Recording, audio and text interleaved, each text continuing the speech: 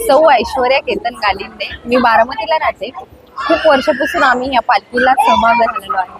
माझ्या लग्नाच्या आधीपासून भरपूर प्रमाणात आम्ही ज्यावेळेस स्वामी होते त्यावेळेस त्यांची आमची फार वेळेस गाठ झालेली आहे. त्यांनी खूप आम्हाला म्हणजे खूप छान गोष्टीविषयी सल्ला वगैरे दिलेला आहे. लग्नाच्या बाबतीत, शिक्षणाच्या बाबतीत भरपूर ठिकाणी अजून आम्ही केलेला व्यवस्थित छान सौ माधवी सुधीर कांबळे. माझा मुलगा म्हणजे आम्ही राहणार इंदापूर राधिकेवरती स्वामी येत होते. आमचं हॉटेल होतं त्यावेळेस. तर मग मी स्वामींसमोर असं त्याला घेऊन बसले होते. तर स्वामींनी त्याला बघितलं बरोबर सांगितलं मला, हा खूप कडकडी, तुम्हाला हा जर मुलगा पाहिजे असला तर म्हणजे तुम्ही मी जे काय सांगाल ते करावं लागेल. तर मग ते आम्ही सगळे विधी पूर्ण केले. आम्ही मला प्रदोष करायला सांगितलं ते स्वामींनी. आणि गोकर्णी महाबळेश्वरला तिथं जाऊन आम्हाला अभिषेक करायला सांगितलं होता. मी जसं मला सांगितलं होतं स्वामींनी, पहिला प्रदोष केला ना त्याचा अंग त्याला हे होईल, तसंच झालं. नंतर दुसऱ्यांदा सांगितलं तर म्हणजे त्याला खच पडेल दुसऱ्या प्रदोषला, तसंच झालं. तिसरा प्रदोष केल्यानंतर हळूहळू त्याच्यात इतका बदल झाला ना, खूप बदल झाला आणि तो शांत झाला. आणि ते म्हणजे शक्यतो म्हणले की तुम्ही तुमच्याकडे त्याला शिक्षणाला ठेवू नका. मग आम्ही त्याला पन्हाळ्याला ठेवलं होतं 5वी पासून, पण त्याच्यात खूप बदल झाला.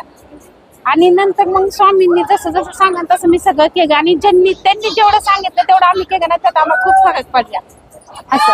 आणि नंतर मग स्वामी 2-3 वर्षांनी इथं आलेच नाही असं झालं. आम्ही अक्कलकोटला पण त्यांना मंदिर नाही का तिथं भेटायला गेलो होतो, आले होते बघा. त्यानंतर ते स्वामी आलेच नाहीये 2022 मध्ये बघा. त्यावेळेस तिथं पण आम्ही भेटायला गेलो होतो स्वामींना. म्हणजे आम्हाला खूप प्रदोष केले माझ्या मम्मीनी माझ्या भावासाठी. एक प्रदोष करून मग कम्प्लिटली गोकर्ण महाबळेश्वरला त्याचा नवस फेडायचा. हो, तिथं नवस फेडला वगैरे तिथं फेडला. मी जवळ जोपर्यंत नवस फेडला नाही ना तोपर्यंत मी प्रदोष 85 माझे प्रदोष झाले होते. हा, आणि त्याशिवाय नंतर मग मला अनुभव आला स्वामींचा. मग ही 8 वर्ष मुलं नव्हतं. मग मला एकदम स्वामींची आठवण आली. म्हणलं की ही ज्या म्हणजे मी निवेदन ठेवलं की म्हणलं की मुलगा होऊन दे स्वामी, मी सगळं व्यवस्थित करा नाही का. जे बघून मी प्रदोष केले. मी एक प्रदोष फक्त आळणी दही भातावर आम्ही दही भातावर त्याच्यात मला मग फरक पडला. तो मला पहिला मुलगा झाला 9 वर्षाचा, मग सेकंड मुलगी झाली.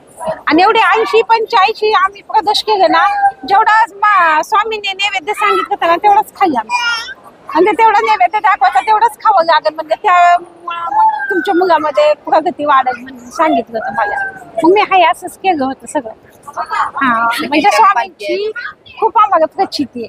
पण महाराजांनी खूप आम्हाला बदलापूरला बोलवलं होतं, पण का आम्हाला योगच आला नाही असं झालं. सेकंड टाइम पालखी आली होती, परत राधिकेलाच उतरली होती. त्यावेळेस अशी दिवाळीची सुट्टी होती. माझ्या आत्याच्या मुली वगैरे आम्ही सगळेजण बसलो होतो त्यावेळेस माझं लग्न झालं, स्वामी आले. त्यावेळेस मला सांगितलं तुझा समुद्र होणार आहे म्हटलं, फक्त तू थोडीशी तिथली लाईफ म्हणजे जागा चेंज कर. आणि माझा तसा समुद्र झालाच. आणि माझी भाची पण होती ना, तिचं लग्न जमत नव्हतं, नुसतं येणं जाणं पाहुण्यांचं होतं.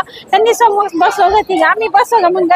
त्यांनी लगेच सांगितलं मेच्या 28 तारखेला तुझं लग्न होणार म्हणजे होणार. त्यांनी सांगितलं तसंच मेच्या 28 तारखेलाच लग्न झालं असं झालं. म्हणजे प्रचिती खूप आहे स्वामींची आम्हाला, म्हणजे आहे आम्हाला स्वामींची खूप प्रचिती आहे. त्यामुळे आम्ही आणि बदलापूरची पालखी आल्याशिवाय आम्ही तिथून बाहेर जातच नाही. आमच्या गावी पादुकांचे दर्शन घेतो, मगच आम्ही दुसऱ्या दिवशी जातो. पण येतोच दरवर्षी. स्वामींची पुण्याची पालखी एक येते, नंतर मग बदलापूरची येते. मग आम्ही या पालखीला येतोच. फक्त बदलापूरला योग आला पाहिजे की स्वामींच्या मठामध्ये आम्हाला दर्शन घ्यायचं. आणि माझ्या लग्नात गजानन महाराज आले होते, त्यांनी आम्हाला स्वामींची चांदीची पादुका दिल्यात घरी. आमचं हॉटेल होतं खूप मोठे, राधिकाला होतं आणि इथं अशोक हॉटेल एक होतं. अशोक हॉटेलवर तो रथ थांबतोच पुण्याचा कंटिन्यू.